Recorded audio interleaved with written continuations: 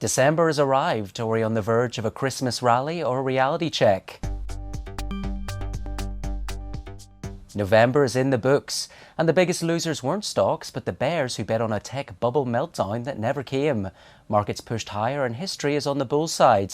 In the last 50 years, the S&P 500 has fallen in both December and November only 9 times. So, with the holidays approaching and momentum building, is this shaping up to be a Christmas bulls can celebrate? Mikhail Zverev is a fund manager for Amati Global Investors. So the path of least resistance still points higher for equities, Mikhail. At this stage, is it getting harder to make a credible bear case for the rest of the year? The momentum has been strong. You're absolutely right.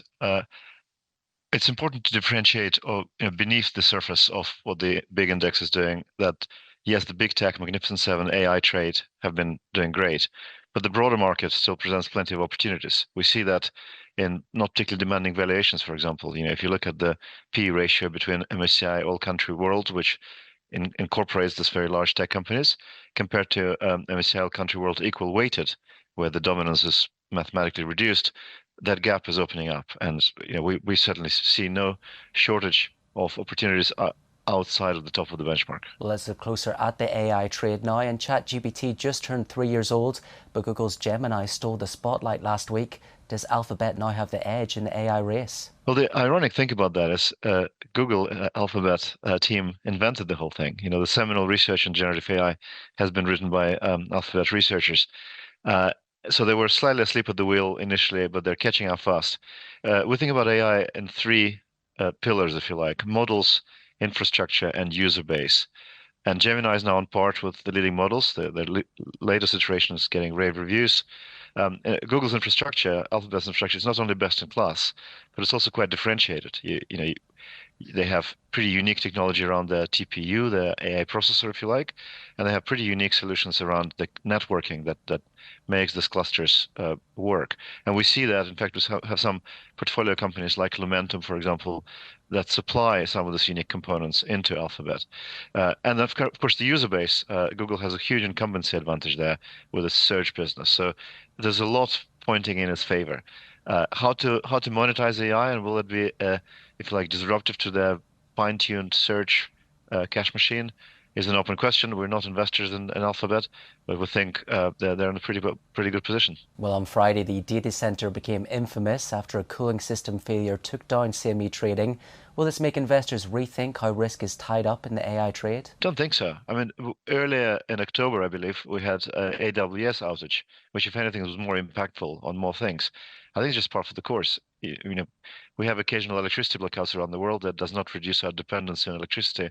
And we should think about cloud and data centers in the same way. It's an essential utility. We'll use more and more of it, but there will be pressure to ensure redundancy and reliable supply. And in that, there will be opportunities for companies that make that work.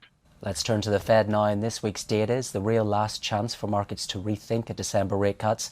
Are traders leaning too hard into the dovish bet? We don't know. Is the short answer. We don't have a strong view.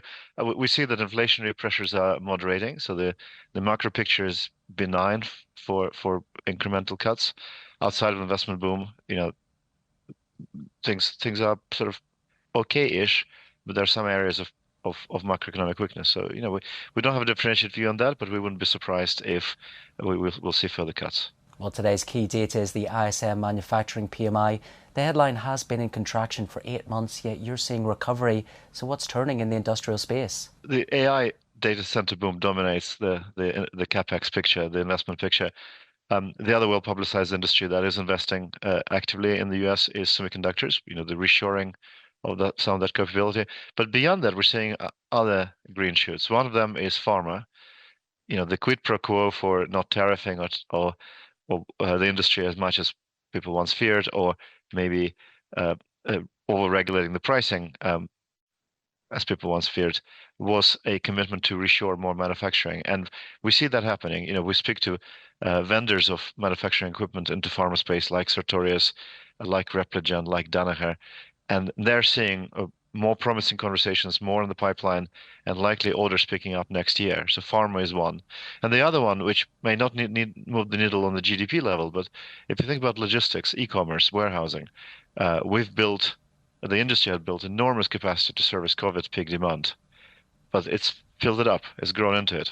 and now it needs more. It's coming back for more. So specialist companies that make warehouse robots, that make warehousing systems like Zebra, like AutoStore, again, they are seeing pick up in conversations about the new orders. So future looking a bit brighter for them. That was Mikhail Zverev from Amati Global Investors. Don't forget, you can watch more videos on Reuters.com.